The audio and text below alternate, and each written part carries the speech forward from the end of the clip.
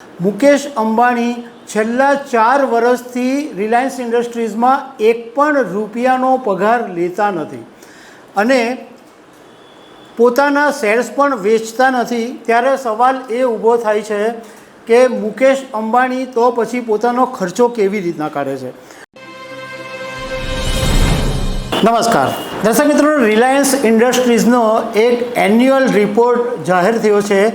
એની અંદર એક ચોંકાવનારી વાત સામે આવી છે કે રિલાયન્સ ઇન્ડસ્ટ્રીઝના ચેરમેન અને એશિયાના સૌથી ધનિક વ્યક્તિ અને દુનિયાના ધનિકોમાં 11મા નંબરનું સ્થાન ધરાવનાર મુકેશ અંબાણી છેલ્લા 4 વર્ષથી રિલાયન્સ ઇન્ડસ્ટ્રીઝમાં એક પણ રૂપિયાનો પગાર લેતા નથી અને પોતાના શેર્સ પણ વેચતા નથી। ત્યારે સવાલ એ ઊભો થાય છે કે મુકેશ અંબાણી તો પછી પોતાનો ખર્ચો કેવી રીતના કાઢે છે। તો એના વિશે હું તમારી સાથે વાત કરીશ। મારું નામ રાજેશ શાહ છે અને તમે જોઈ રહ્યા છો ખબર છે.com। દર્શક મિત્રો, રિલાયન્સ ઇન્ડસ્ટ્રીઝનો હમણાં એક વાર્ષિક અહેવાલ સામે આવ્યો। એની અંદર એવું બતાવવામાં આવ્યું કે કોરોના મહામારી પછી એટલે 2020-2021થી અત્યાર સુધી રિલાયન્સ ઇન્ડસ્ટ્રીઝના ચેરમેન મુકેશ અંબાણી એક પણ રૂપિયાનો પગાર લેતા નથી। એમના જે સેલરી બતાવવામાં આવે છે ત્યાં શૂન્ય બતાવવામાં આવેલું છે અને બીજું કે મુકેશ અંબાણી પોતાનું જે શેર હોલ્ડિંગ છે રિલાયન્સ ઇન્ડસ્ટ્રીઝનું એ પણ વેચતા નથી।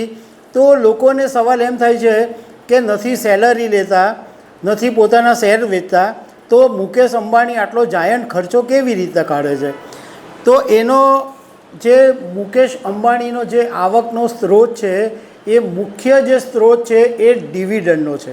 ડિવિડન્ડ એટલે કોઈપણ કંપની હોય એનો જે નફો થાય એમાંથી કેટલોક હિસ્સો જે શેર હોલ્ડર્સ હોય એની વચ્ચે ડિવાઈડ કરી દેવામાં આવે, એ શેર હોલ્ડર્સની વચ્ચે વહેંચી દેવામાં આવે। એક એક્ઝામ્પલ તરીકે હું તમને સમજાવું કે ધારો કે રિલાયન્સ ઇન્ડસ્ટ્રીઝનો 1000 કરોડ રૂપિયાનો પ્રોફિટ થયો છે, તો એમાં કંપની 500 કરોડ રૂપિયા રીઇન્વેસ્ટમેન્ટ માટે પોતે રાખી શકે અને બાકીના જે 500 કરોડ રૂપિયા છે એ શેર હોલ્ડરો જેટલા પણ હોય એની વચ્ચે વહેંચી દેવામાં આવે। રિલાયન્સ ઇન્ડસ્ટ્રીઝ જે છે એ એવરેજ 6.30 રૂપિયાથી માંડીને 10 રૂપિયા સુધીનું ડિવિડન્ડ દર વર્ષે આપે છે। એટલે ધારો કે તમારી પાસે 100 શેર છે, બરાબર, અને કંપનીએ 10 રૂપિયા ડિવિડન્ડ જાહેર કર્યું તો તમને ડિવિડન્ડ પેટે 1000 રૂપિયા મળી ગયા। હવે મુકેશ અંબાણી અને એમનો જે પરિવાર છે એમની પાસે રિલાયન્સની અંદર 50.39% હોલ્ડિંગ છે અને મુકેશ અંબાણી પોતાની એકલાની પાસે 0.12% શેરો છે। એટલે આ 0.12%ની અંદર મુકેશ અંબાણી પાસે 80 લાખ શેરો છે। હવે તમે સામાન્ય કેલ્ક્યુલેશન મૂકી શકો કે એક શેર હોય એની પર 10 રૂપિયા ડિવિડન્ડ કંપનીએ જાહેર કર્યું તો મુકેશ અંબાણી પાસે 80 લાખ શેર છે। 80 લાખ ગુણ્યા તમે 10 કરો તો 8 કરોડ રૂપિયાની આવક માત્ર મુકેશ અંબાણીની પોતાની છે અને વર્ષ 2023-2024ની અંદર અંબાણી પરિવાર પાસે જે હોલ્ડિંગ છે એમાંથી એમને 3322 કરોડ રૂપિયાની આવક માત્ર ડિવિડન્ડમાંથી થઈ છે। હમણાં તાજેતરની અંદર અનંત અંબાણી અને રાધિકા મર્ચન્ટના લગ્ન થયા ત્યારે એવી ચર્ચા થઈ હતી કે મુકેશ અંબાણીએ આ ભવ્યાતિભવ્ય લગ્નની અંદર 5000 કરોડ રૂપિયાનો ખર્ચો કર્યો છે।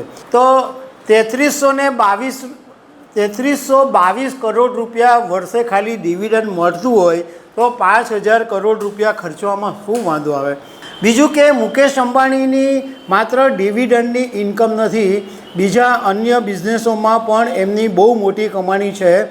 મુકેશ અંબાણીની IPLની અંદર મુંબઈ ઇન્ડિયન્સ ટીમ છે એ પણ આવકનો એક મોટો સ્ત્રોત છે અને આ ઉપરાંત જુદી જુદી પ્રાઇવેટ કંપનીઓની અંદર મુકેશ અંબાણીનું પર્સનલ ઇન્વેસ્ટમેન્ટ પણ છે અને એ ઇન્વેસ્ટમેન્ટમાંથી પણ મોટી આવક મુકેશ અંબાણીને મળે છે। રિલાયન્સ ઇન્ડસ્ટ્રીનું જે નાણાકીય વર્ષ 2024ના ચોથા ત્રિમાસિક ગાળાની અંદર જ્યારે પરિણામ જાહેર કરવામાં આવ્યું ત્યારે ₹10 ડિવિડન્ડ જાહેર કરવામાં આવ્યું હતું. આ તો વાત થઈ કે મુકેશ અંબાણી કોરોના મહામારી પછી એક પણ રૂપિયો પગાર લેતા નથી, પરંતુ એ પહેલાં મુકેશ અંબાણીનો વર્ષે દિવસે 15 કરોડ રૂપિયાનો પગાર હતો. Reliance industries public limited company છે અને શેર હોલ્ડરો પણ છે, એટલે જે ચેરમેન કંપની ચલાવતા હોય એને સેલરી મળતી હોય છે.